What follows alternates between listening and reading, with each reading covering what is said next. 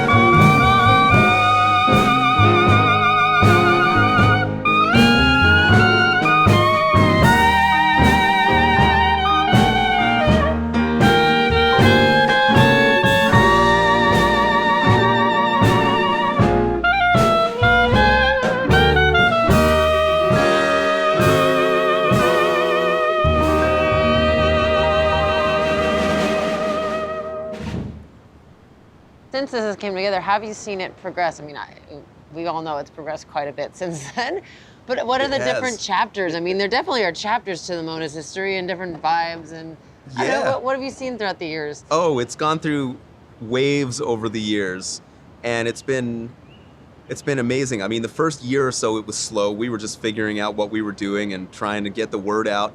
Then we had this golden age for a few years where it was, you know, every week there would just be, you know, Bria Skonberg and Dan Levinson and Tamar and Molly Ryan and you know, Gordon Owl and Emily. Just, you couldn't even begin to name the number of people who would be there on any given week just making this insane jazz party. And then everybody got really busy playing gigs and touring and developed their careers. So there was a bit of a lull where we were kind of waiting for new folks. And then at a certain point, you know, Mike Davis and Martina da Silva and Josh Holcomb and this whole younger scene. And you guys, which was amazing because we were still being talked about and written about as being the place where all the young people come in.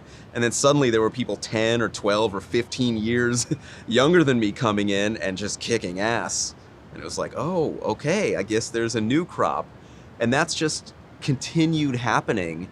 And now we're in this amazing phase now for the last several years, I mean, pandemic notwithstanding, where it's just kind of reached this point where it's just, I can just trust every week that the quality is going to be strong. For years, it took a lot of work to kind of corral the session, keep it on track.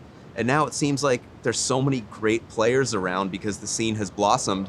It almost just kind of takes care of itself, and my job's gotten a lot easier. Yeah, I bet. And it's, I don't know, just every time a new player comes in who I haven't met before and who plays great and has a good attitude, it warms my heart. It's like another piece of the puzzle, another just more growth of the community. Do you have any like, I don't know, good wacky anecdotes? There have been just so many great moments, like the time a 10-piece Lithuanian young women's choir came in, and it was their first day in New York City. They were here on a grant to present some new music.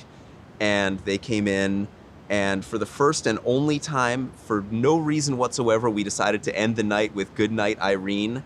And by complete coincidence, that happened to be the only American song that they had learned for this tour. So they just spontaneously joined in with this just unbelievable angelic harmony. And it was absolutely crazy. Oh my God, this is amazing.